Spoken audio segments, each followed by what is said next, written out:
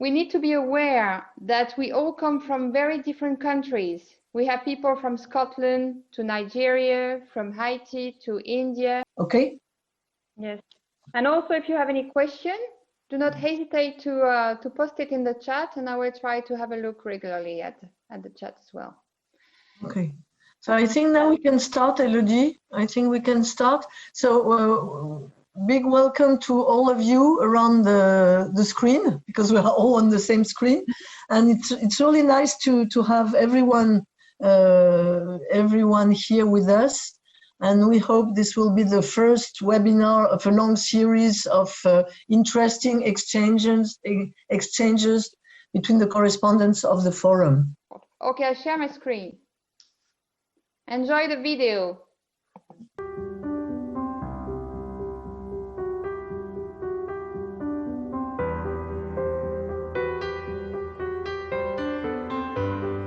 In September 2016, the ATD Fourth World movement joined forces with researchers from the University of Oxford in England to launch a 3-year participatory research program. Its aim was to refine the understanding and measurements of poverty in order to contribute to its eradication everywhere and in all its forms. This program took place in 6 countries, such as here in Bangladesh, but also in Bolivia, the United States, France, the UK, and like we can see in these images, Tanzania. In each of these 6 countries, the aim was to identify the dimensions of poverty and to understand their way of interacting. The research used an approach called the merging of knowledge. In each country, research teams have been set up comprising people with direct experience of poverty who contribute knowledge related to their life experience. Those working as practitioners who contribute knowledge born from actions, and academics with academic. So maybe now Gideon, you can take over the floor. Thanks a lot, Anita, for your intervention. Thanks a lot. And Gideon, if you want to go on. Thank you. Thank you for having me, Florence. Elodie, hi. This is Gideon from Nigeria. I'm having problem with my camera, so you can't see me. I apologize for that. I'm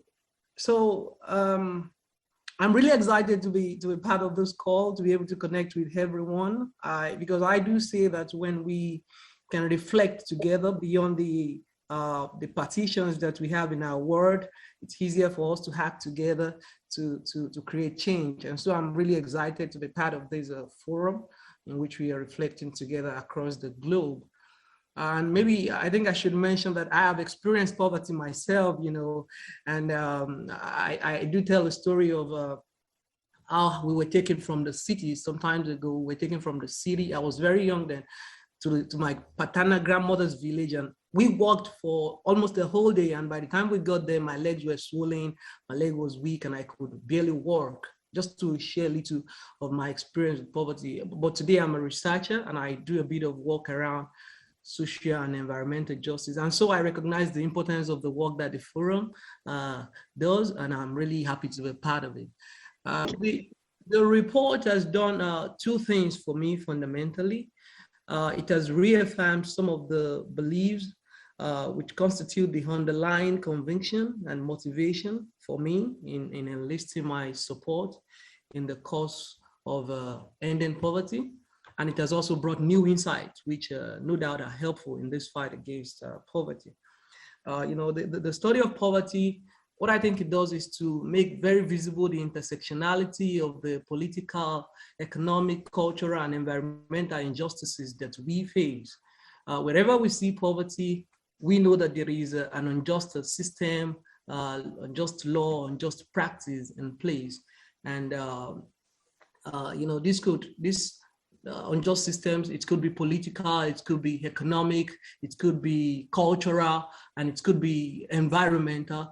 And reading the report, I realized that all of these forms of injustices have been captured in the dimensions of the forms of poverty, and even the modifying factors, the 9 dimensions identified.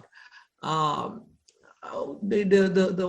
research, reading the report has made very visible for me the practicability and the imperative of involving those who bear the major burden of oppressive systems in the understanding of these systems and in the cause of changing them. And one of the, like while reading it, I saw a very profound yet simple definition of poverty given by somebody subjected to poverty, which is on page 26 of the report. And I rephrased it slightly and I came up with the definition. And I define poverty as a condition in which the individual subjected to heat is made to constantly worry about basic sustenance. This is very profound for me, and it's given by somebody subjected to poverty, and I read it on page 26. Gideon, so, and I pointed. Gideon, could you please repeat your definition that you rephrased? I said a condition in which the individual subjected to heat is made to constantly worry about basic sustenance. And I just rephrased what somebody living in poverty gave as the definition of poverty to come up with that. And I've pointed this out to say that the involvement of people subjected to poverty in the reflection about poverty is crucial, and it improves our ability to understand it. And if we are really serious about ending poverty, the involvement of those subjected to poverty is really important. And this report and this research has made obvious that the practicability of that is there. Let me also, I should talk about the language of the report. It is pronounced in the report that the label poor was outrightly rejected. I didn't see it used in the report, and it just dawned on me that the tag poor relegates and it denies the personhood of those subjected to poverty, and it kind of make me also come to realize the importance of rejecting these tags, and I think we need to begin to stress it going forward, where we don't just use tags like poor. We use tags like people subjected to poverty, so that it becomes easier for people to not just passively accept the condition of poverty as a historical reality or an inherent attribute of people subjected to poverty. And then when we change language like this, the focus shifts.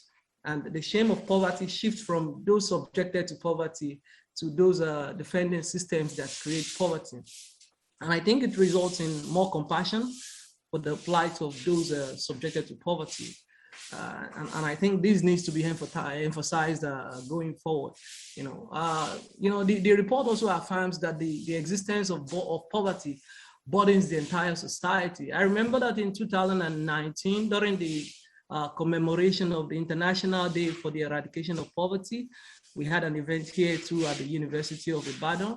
And the conclusion of that conversation was that poverty is either situational and it could be generational. And this is what this report has found out. I mean, that circumstances happen that push people to poverty, like the pandemic. While the wealth of a few folks went up, many people sank into poverty. It is circumstances like these that push people to poverty. And oftentimes, when no concerted effort is made to rescue people, it is likely that they will transfer this poverty from one generation to another. So this is very visible in the report, that poverty is more determined by social conditions, and that it can be generational. I saw a report in 2017, I remember, that said 94% of Americans who are born into poverty are likely not to escape poverty.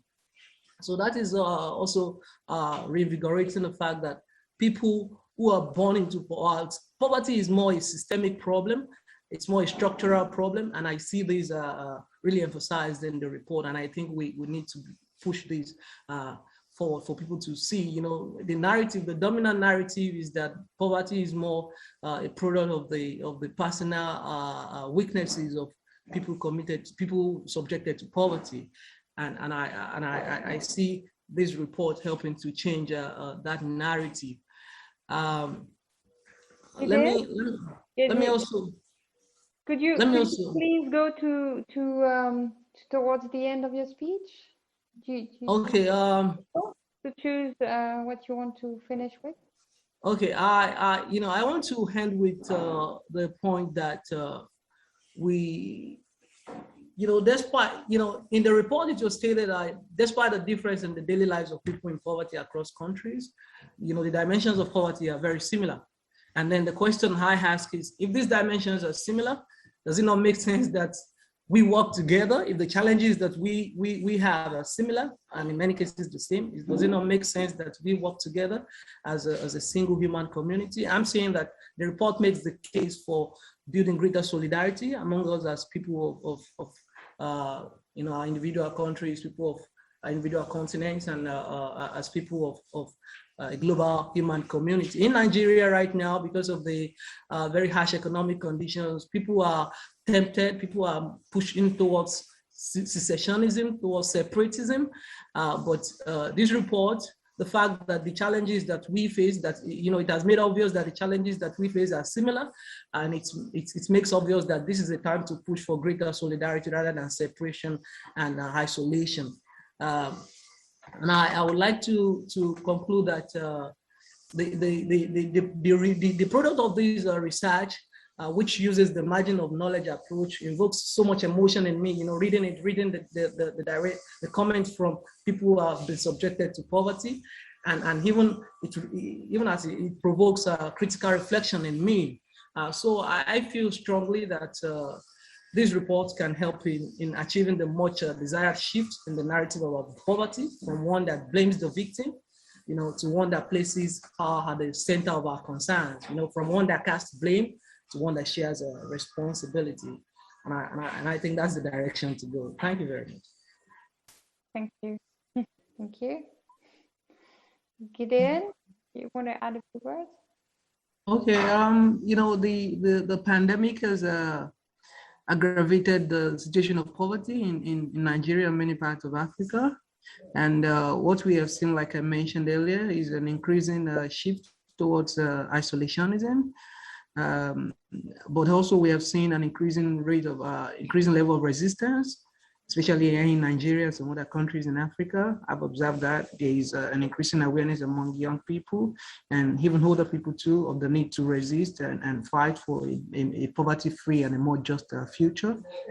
And I have no doubt that this report is going to be helpful to advance that struggle.